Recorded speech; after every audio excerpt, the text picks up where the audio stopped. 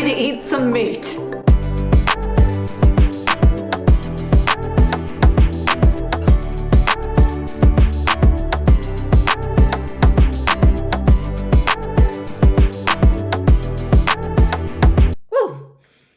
Feels like a volcano just erupted in my mouth. I'm all about fast, easy, affordable meals and spending the least amount of time in the kitchen as possible. So if you're a busy bee, this is just about the most simple, nutritious breakfast of champions I make: egg bone broth. I'll take 2 eggs, crack them in a cup, give them a little whirlwind action with my fork. Introduce some bone broth to a hot pot. I want to get my bone broth boiling, basically make it look like there's a steamy love affair going on in my kitchen, because I then pour the bone broth into the egg mixture, and I need that bone broth to be piping hot so it can cook those eggs. Now I know there are some daredevils who drink raw eggs and they do just fine and they look like Greek gods. But for myself, I can do the egg yolks raw and I'll be fine. But with the egg whites, little nasties. It's like my gag reflex is having a party. I will throw up the whites. So I really want to make sure my egg whites are nice and cooked. So if I see any egg white goo clinging to my fork after adding the bone broth, your girl don't mess around with that. So I will take the whole mug of eggy bone broth, pour it back into the pot to heat it real quickly. And I'm talking real flippin' quickly, because otherwise I'll be drinking scrambled eggs. And then because bone broth doesn't have much fat to it, I will add about a tablespoon of melted butter inside, which pretty much just takes this meal from economy to first class.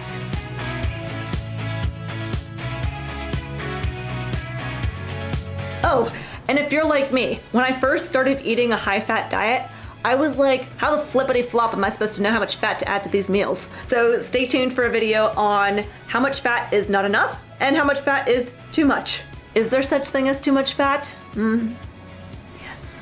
The perfect amount of fat to make our booties not go splat. For lunch, I made a chuck-eye steak. Part of me doesn't want to say this because I don't want the prices to go up. So I'm gonna say it fast, and if you miss it, you can't say I didn't tell you. I love ribeyes. They're my favorite cut of meat. The chuck-eye steaks taste just like ribeyes, but they're more affordable because nobody knows about them. I don't have steak that often because ground beef is more affordable, and also I find it's easier on my digestion. But when I do have a steak, I will opt for the chuck-eye because it's like half the price of a ribeye and just as tasty. Also, I want to emphasize there's a difference between a chuck-eye steak and a chuck roast. The chuck-eye steak has the same texture and taste as a steak and is cooked like a steak, whereas a chuck roast is more of a rough, tough kind of meat that I personally would want to crock pot. So lunch, I had a chuck-eye steak. I will heat my cast iron pan to high heat, add bacon grease or any other animal fat that tickles your fancy. I sear each side for 1 to 2 minutes, including the outsides. I like my steaks rare, so if someone likes to have more well done, then I would cook it longer and on a lower heat. I also had a side of, butter. For dinner, I had what I'm calling popcorn chicken. I asked you guys on Instagram for different chicken recipes, and the most popular thing people wrote was taking chicken and coating it in pork rinds and cooking it. I didn't have crushed pork rinds, so I used Carnivore crisp flour instead. I mixed the flour with some spicy seasoning, chopped my chicken into smaller bits, dipped them in the egg wash, coated the chicken in the spicy flour, and then added the popcorn bits into a pan of tallow. I ended up having extra chicken, so for the second round, I made garlicky popcorn chicken. And of course, we had our infamous melted butter on the side for popcorn chicken dipping. And then to really turn up the heat, I added Frank's Red Hot on top of the spicy ones. It's getting hot in here, so hot, so take off all your clothes. I am getting so hot. Woo! It feels like a volcano just erupted in my mouth. The next day, for breakfast, I had pork belly and a duck egg. Just a heads up, usually people who have sensitivities to chicken eggs do much better with duck eggs. And I always thought duck eggs were way more expensive than chicken eggs because, well, I can get 12 chicken eggs way less than I can get 12 duck eggs. But there's more protein and nearly twice as much fat and calories in duck eggs. I buy my duck and chicken eggs from a local farmer, and if I were to eat 2 chicken eggs, instead I can have 1 duck egg and it's gonna cost me slightly less money. So just throwing it out there, sometimes on paper, duck eggs look more expensive, but If you're eating just one of them versus 2 chicken eggs, it can be less or about the same price. Anyway, for breakfast I made pork belly. And a tip for saving money is instead of buying bacon, I will buy pork belly for less money and then just cut it up. So I cut my pork belly up into bite-sized pieces and cooked on high heat, then used the leftover pork belly grease to cook my duck egg over easy. To me, there's not much of a difference between the taste with duck eggs versus chicken eggs. If anything, duck eggs seem to be a little bit more potent in flavor and creaminess, but all in all, it just tastes like an egg. Again, I'm Queen Burger Patty.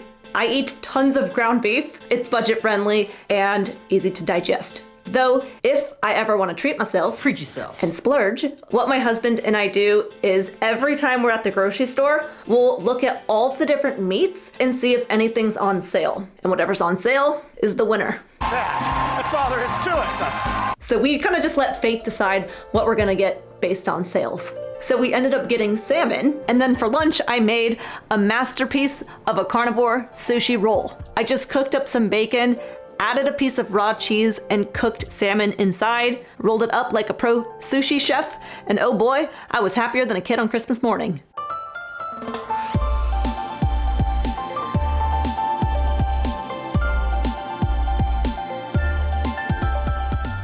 It's beautiful. This is the cutest looking sushi roll I've ever seen. And of course, instead of soy sauce, we've got melted butter. Oh my Lanta.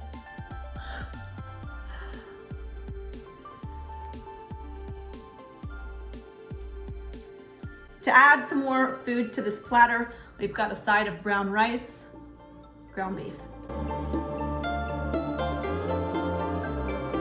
If this doesn't scream Asian cuisine, I don't know what does. Dinner consisted of Wagyu burger patties. And now the difference between Wagyu and regular ground beef is Wagyu is known for its marbling, which refers to the intramuscular fat that gives it that tender, rich, juicy, fatty, delicious flavor. I recently found a farm about an hour away from me who raises American Wagyu cattle, so I've been eating more Wagyu and doing more research on it, which surprisingly, in comparison to regular ground beef per gram, Wagyu has more omega-3s, more monounsaturated fats, which is considered a heart-healthy fat, and slightly more minerals like selenium and zinc. So regular ground beef and Wagyu are both nutrient-dense powerhouses, though I personally like the taste of fattier meat. And if someone is looking to have higher fat, whether to heal hormones or to help get into more of a ketogenic state, a fat burning state, then I would think more about Wagyu. However, I used to buy Wagyu from the store and it gave me diarrhea and I really didn't like the taste. Whereas now I've been ordering Wagyu from Ozark Valley Beef and it's been a totally different experience. My digestion is much better. It's way more flavorful and tastier than any ground beef I've ever had at the store. I like to support small businesses and honest, good people. So if you're looking to try some Wagyu, you don't have to live in the state of Missouri to order from Ozark Valley Beef. And I couldn't recommend them more. You'll definitely be in good hands with them. Their beef is superb. I will link their website in the description. They've got free shipping on orders over $200. And I do price compare. Penny pincher over here. So I looked all over the internet at different Wagyu beef companies and I couldn't find a cheaper ground Wagyu meat option. So anyway, for dinner, I had a couple Wagyu cheeseburgers. They were so disgusting good.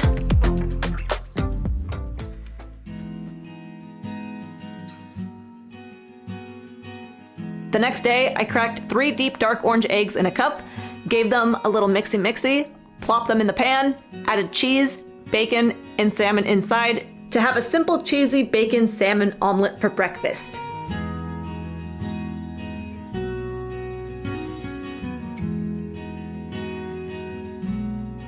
And then for lunch, we embarked on a culinary adventure with lamb stew meat.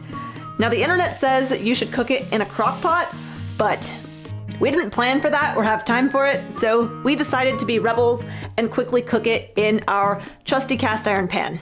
We only seared the lamb meat for a quick 2 minutes, so that way the meat wouldn't become rubbery and tough. And look at that face. You guys, We just don't have the time to be making stew meat, okay? I mean, we can in a cast iron, but if people like to make longer cooked meals, by all means. I'm about speed and efficiency, so hopefully this turned out okay. We did good. It's not rubbery, it's delicious. Woo! It's actually very delicious. We gotta save the best for last. We all know this fatty one's gonna be mouth-watering, to say the least. It took us like 2 minutes to make it.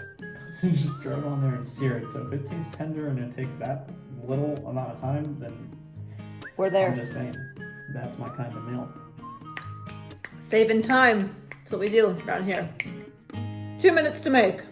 Earlier in the day, we prepared a chuck roast for dinner. The fat cap on this chuck roast is ridiculous. Which was so big, it barely fit in our cast iron. We like to sear the outsides of our roast before throwing it in the crock pot. So just by adding a little bacon grease to our cast iron, we seared each side for about a minute real quick on high heat. Then we added a whopping 4 ounces of water to the crock pot for this 4-pound piece of meat. You might think that's not enough water to cook such a big piece of meat, but fear not, my friends. The magical land of crock pots, meat sweats, water, and fat turns that little bit of water into a soupy goodness of flavorful meat broth.